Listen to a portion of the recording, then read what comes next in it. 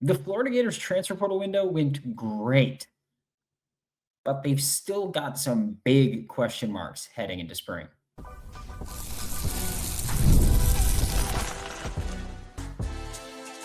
You are Locked On Gators, your daily podcast on the Florida Gators. Part of the Locked On Podcast Network, your team every day. Hello, and welcome back to another episode of Locked On Gators, part of the Locked On Podcast Network, your team every day. Thanks for making Locked On Gators your first listen of the day. Every day we are available daily and free reviews in the podcast and on YouTube. Today's episode of Locked On Gators is brought to you by Game Time. Download the Game Time app, create an account. Use code Locked On College for $20 off your first purchase. And the Florida Gators did a great job in the transfer portal, right? I don't even remember if I introduced myself. I'm Brandon Olsen, lifelong Florida Gators fan, the host of Locked On Gators. And the Florida Gators in the transfer portal did a great job, right? You added multiple high-level starters. You've added guys that are going to be contributors, whether that's depth or rotation. But there's still some big question marks that they have and that I have about this team. And I want to make this clear as we talk about this. This transfer portal is basically wrapped up, right? If Florida takes anybody else, it'll be a couple guys tops. So it's mostly wrapped up. This roster is mostly wrapped up. For Florida, you've got a question mark at probably the biggest spot on the field, right? In quarterback. I mean, first off, the biggest question is who is going to be your starting quarterback in 2026? Because, of course, for Florida, DJ Lagway is gone. And now you've got to go ahead and say, okay, well, are we going with Aaron Philo? Are we going with Tramell Jones? What are we going to do there? And frankly, like I've said before, I think this should be an open competition with everybody in the room. I don't care. Put Will Griffin in the competition. Go ahead. I really don't care because, look, if you win it, you win it, right? But for Florida right now, you've got Aaron Philo coming in from Georgia Tech after spending a few years there with Buster Faulkner, who is now the Florida Gators offensive coordinator. Aaron Philo was playing under him when he was the offensive coordinator at Georgia Tech. So that automatically gives him an immediate, I'll say, comfort leg up over Tramell Jones there, right? He knows the offense. He knows, or at least most of the offense, most of the system, and he gets to kind of just be comfortable with it. Right. He knows, I mean, you got some of the receivers and Eric Singleton Jr., who wasn't at Georgia Tech this year, but was the year prior when Aaron Philo played more. You've got Luke Harpring at tight end, who Aaron Philo and him undoubtedly worked a lot together in practice and in some games. You've got Harrison Moore coming over, offensive lineman, and you've got Bailey Stockton coming over. Like you've got Georgia Tech players here, and three of them are pass catchers that Aaron Philo is going to get to throw to. So it's not like he's throwing to an entirely new room. He's still going to have a few guys that he's comfortable with and that he's thrown to before. And so he's got some comfort with the system, a lot of comfort with the system and the coach and the coordinator and all that fun stuff. And then he's got some comfort with guys on the team already. He was, incredibly productive passer in high school in Georgia, is like the all-time passing leader and all that fun stuff. I don't care about it. Every time I talk about him, I know that I see in the comments section like, oh, he was the all-time leading passer in Georgia high school. Like, he did that. I don't care. I don't know how to put this. Like it breaks my brain that people try to use that. It's like, okay, who gives a damn? This is college. This is the SEC. Who cares you did in high school? It's nonsense. I just want to throw that out there. Tramell Jones, the other guy, and who I think has the better overall athletic makeup. And by athletic makeup, I am talking about not just his legs, but his arm. I think that, first off, they're both pretty athletic. Tramell shows it off a lot more and uses it in a different way. Aaron Philo is kind of just fine standing in the pocket, maybe drifting a little bit and extending that way. Where you see his athleticism is on designed runs. He's actually like, this isn't Kyle Trask in the sense of we're going to see this, empty look. And if we got numbers in the box, we're going to run QB draw like Dan Mullen used to do with Kyle Trask. And everybody would go, why are you running QB draw with Kyle Trask? Aaron Philo can actually get things done with his legs. Probably shouldn't be, a main part of the rushing attack, but can make plays with his legs. And Tramell Jones can do that as well. I think Tramell Jones is in the, again, limited, very limited, because that's also the thing with both of these quarterbacks, which we'll talk about in a second.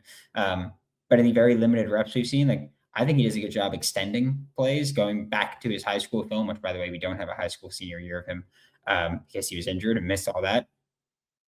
And so I think you got that arm wise. Like, I've been very open about my concern with Aaron Philo because it's kind of one concern that I have. He makes mistakes here and there that you see, but for the most part, the way that I look at them is that's stuff that comes with experience, right? Like, I look at it and I say, yeah, we're like a feel for the pocket is something that's going to come to you with experience. And so I'm not going to freak out about a guy who was a backup, not playing much, struggling in that area. He should struggle in that area. Tramell Jones, I think, has more zip on the ball because Aaron Philo, again, like the big issue is the arm strength, to be clear. I think he's got good velocity on short and intermediate passes. I think he's very accurate in the short and intermediate game. I think his timing is pretty good.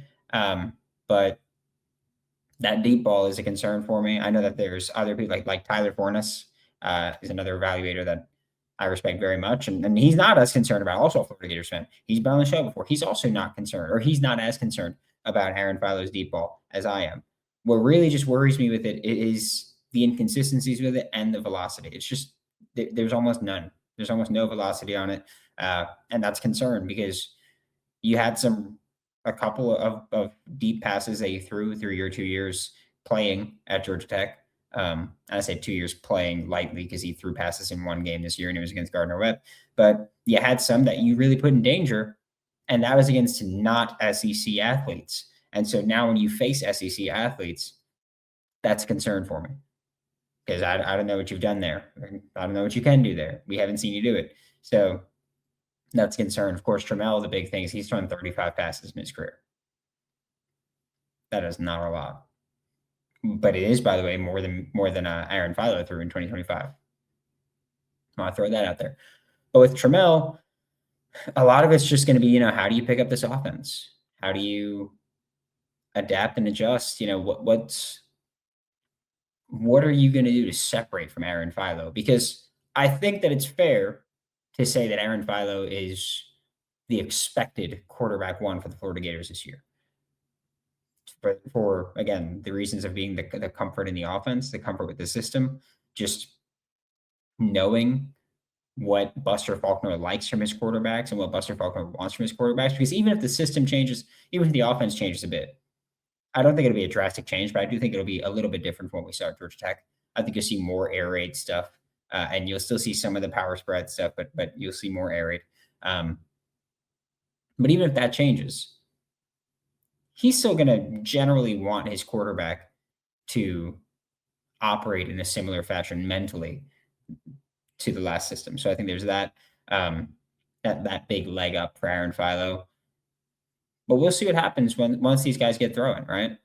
The biggest concern I think everybody should have that's not going to get addressed and not going to get changed. And so just at this point, we just got to get over it and deal with it until it actually happens. And until we have to face it, it's just going to be the complete inexperience at quarterback.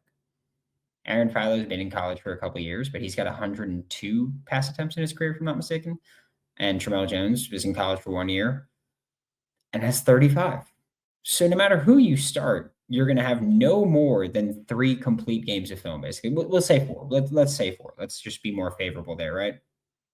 You're going to have no more than 4 complete games worth of passes. And that is the stupidest way to have to phrase that. But with Tramell, you're going to have 1 or 1.5 full games worth of passes. Going to be broken up over the Long Island game and the Kentucky game. And then Aaron Philo, you're going to have, 4 full games worth of passes, but they're going to be broken up over 10 games. It's tough. You don't get to see the guy in the rhythm and a flow consistently. And that is a really tough spot to be in for having a young quarterback. We're going to talk about other spots. We're going to go to the trenches for the rest of the show. I'm going to be honest with you. We're going to go to the trenches when we get back with Locked On Gators. There's nothing like college sports, right? Tailgates, packed stadiums, being right there in the middle of it all. And look, like there's pro teams where you can go and you can tailgate and it's crazy. And Buffalo Bills next year when they play, New York Giants have really fun ones. But nothing beats college, man. Just nothing. The energy, the band, the moments that you remember forever, the way you feel the crowd just erupt. It's beautiful. That's why Game Time gives the advantage back to fans. It's the easiest way to unlock amazing college tickets and experiences in just a few taps. You can go to concerts, shows, everything. Like they got plays on there. Just go check it out. Worst case, don't buy anything, right? But take the guesswork out of buying college tickets or concert tickets or any other kind of tickets with Game Time. Download the Game Time app, create an account, code Locked On College for $20 off your first purchase. Terms apply. Again, that's code LOCKEDONCOLLEGE for $20 off. Download the Game Time app today. Thanks again for making Locked On Gators your first listen of the day. Every day we are available daily and free, whether it's in the podcast and on YouTube. And thank you for making the Locked On Sports Podcast Network the number one sports podcast network. And if you haven't already, go check out our Everydayer Club, okay? You get access to an ad-free audio feed for Locked On Gators, so you can listen to this without the ads at all with Apple Podcasts, Spotify, every other major podcast app. And you can also get our Discord server, which Discord is an app if you don't know, if you're not a nerd. If you are a nerd, welcome. But you can also get access to our Discord server. Just go to lockedongators.supercast.com and sign up. We got a $5 membership right now. Soon, we're going to have a $15 a month membership where you get bonus content, the insider program, access to everything. We're having a damn good time there. The Florida Gators had a great transfer window, like I've mentioned multiple times, and I do stand by that I think it was fantastic. I think it was Florida Gators' best transfer portal window that we've ever seen from them.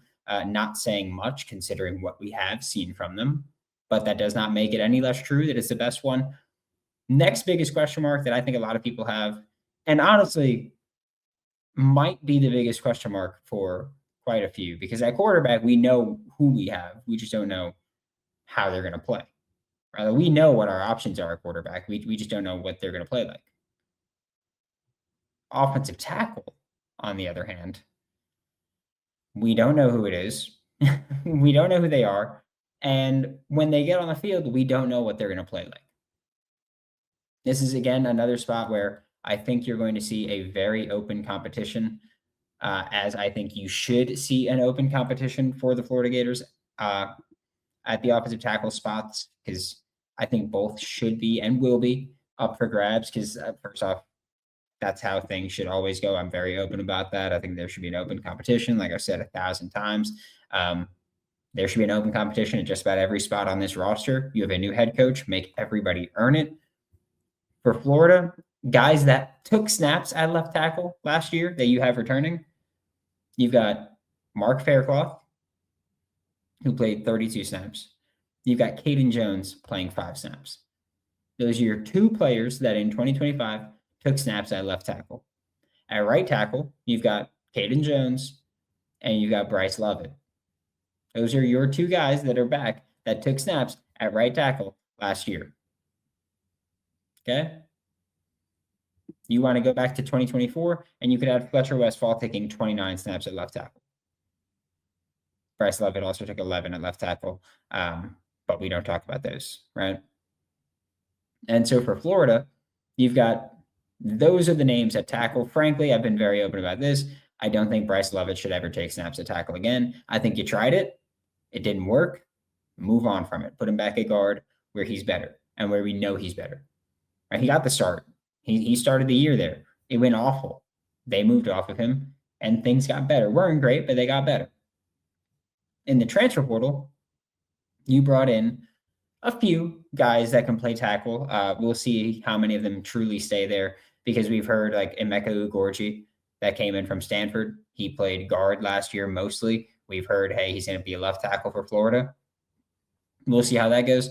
He was, of course, a true freshman last year that started games for Stanford. I think started 8 games for Stanford, or played in 8, started 6, something like that.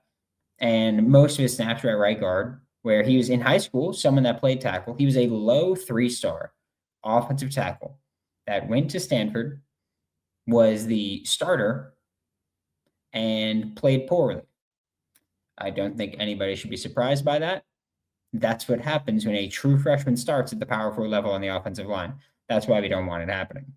But Emeka Ugorgi, or Emeka Ugorgi, I'm open to giving him a shot. We've never seen him at left tackle. Phil Troutwine likes him, respects him, wants him there, so I'm good with it. Speaking of Phil Troutwine, you got Eagan Boyer coming over from Penn State. Eagan Boyer was an offensive tackle with Penn State, only really played against Clemson last year. Wasn't the best game I've ever seen, right? But also wasn't the worst. And it's also just tough to gauge guys when it's backups on backups, because Clemson had guys opted out. Eagan Boyer was starting because guys opted out. So it's tough to really gauge what you've got there and what that looks like. But he's going to be coming in and he's going to be competing for a starting spot on the offensive line at tackle. And in the portal, that's what you brought in that tackle. Like that's what you have. What you have returning from last year from guys that didn't play, you have Tavares Dice, who is a freshman last year, was injured, didn't play. You know, Jahari Medlock, who is a freshman last year, was always expected to take that red shirt. We mentioned Fletcher Westphal, because I'm mentioning Fletcher Westphal again because guys that didn't play last year, because he didn't play in 2025, he played in 2024. And then you're wrapped up on the offensive line or an offensive tackle. That's what it looks like. I think the only person that we can talk about and say we kind of know what he is, but even then I disagree, is Caden Jones. Like I said, I disagree, but I think he's the only one that you can kind of say you know what he is. But you know, he's, I think, an okay right tackle, an average right tackle, I'll say. I think he's a better pass blocker than he is run blocker. But I also spoke to people on the staff last year that said, hey, yeah, he's got to get some more power in his legs. We're working on that in the weight room. So who knows what that could look like, right? Like what I was told was he's got technique down as a run blocker, but he needs to add some weight and add some power in his legs so he could drive. So we'll see what actually happens with that one, if he's capable of adding that and what that looks like once he does add that. But there's nobody that you can really say, oh, I know what this guy is at offensive tackle, and I like it or dislike it. I think Caden Jones is the only one that I will, if people say that, then go ahead. Because we've seen him start for basically a season, right? He didn't start versus Long Island and South Florida last year, but he played in those games. And then he started every other game after that. And so I think you could look at him and say, we kind of know what he is, but he also ended the year on a really strong note. After when he first took over the starting spot, it was brutal. And a lot of that was communication based. I think when you look at offensive tackle, that's what makes it so tough and such a big question mark, is that one, you're looking for both offensive tackles. We don't know who's going to be starting at either of those spots. And two, even if we do know who's going to be starting at those spots, we have no idea what they're going to look like, because we have not seen any of them other than Caden Jones extensively at all playing in a new offense with a new offensive line coach, with a new strength and conditioning staff. There's a lot of new going on. That makes it tough. Offensive tackle is a spot that I really wanted Florida to go for a big swing on. They didn't. So now we're going to see what Florida has at tackle. They felt pretty good about what they had for, I want to say, most of it, or for the most part. We'll see how that works out for them. We're going to talk about another spot on the trenches when we get back with this episode of Locked On Gators.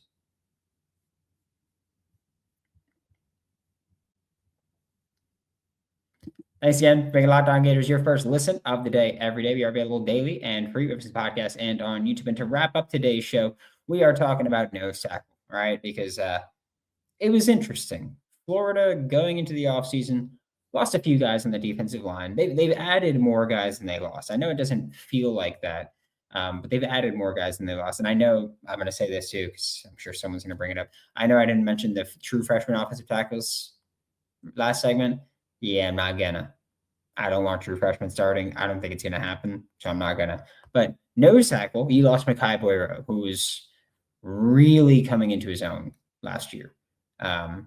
He's someone who, you can go back to December. I did a show with Brian Smith, and he was like, hey, who's the guy where if he leaves, you're like, damn, that one is a crucial, critical blow. And I said Michai Borieau. And then the next day, the same day that the episode came out, Michai Borieau entered the transfer portal. It sucks. It does. But I think Michai Borieau is a hell of a nose tackle. I think he's going to do a really good job at Ole Miss. I think he fits the defense there, so great for him. But Florida now has an interesting spot where, there's a lot of snaps available on the interior, especially at nose tackle. Overall, really, there's a lot of spots available, and someone's got to fit them, right? Someone's got to take those snaps.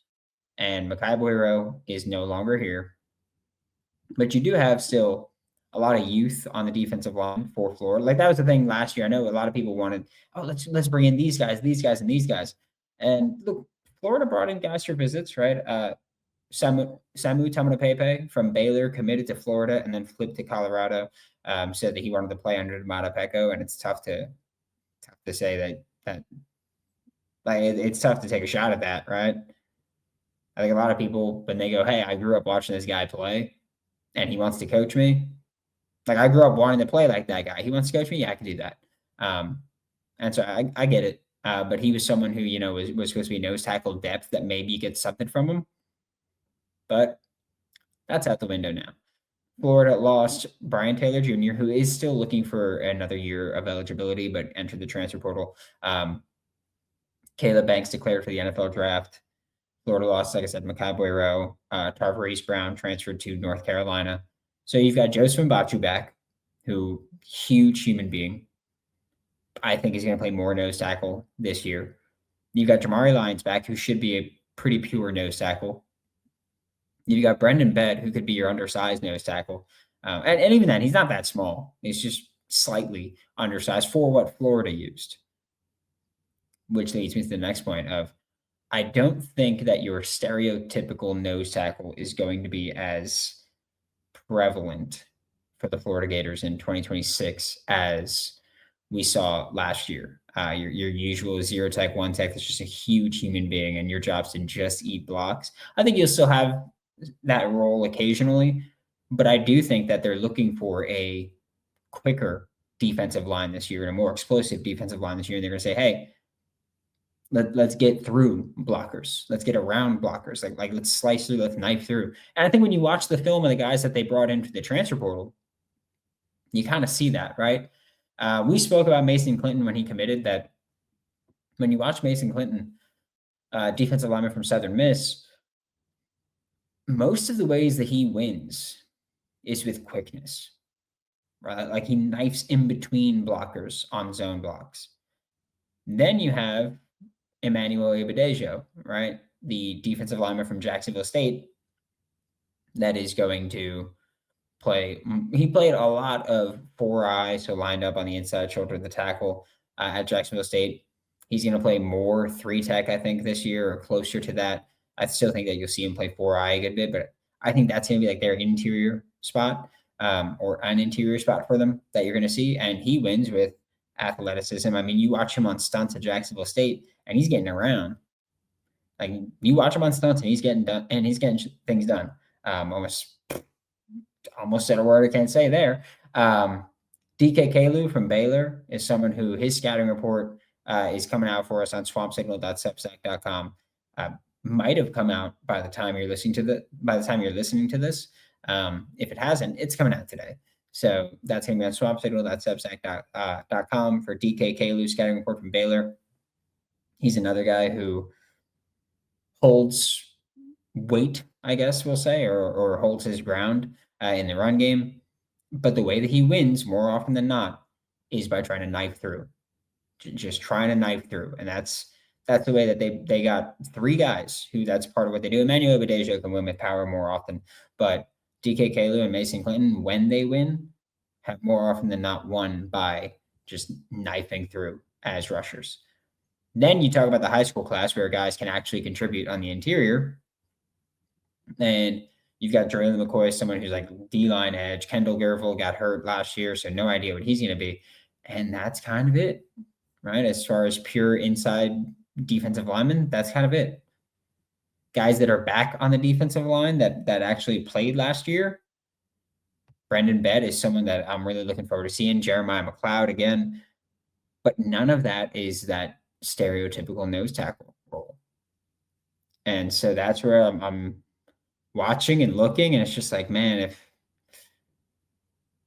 if you were hoping to have a stereotypical nose tackle on this defense, you don't have it right now.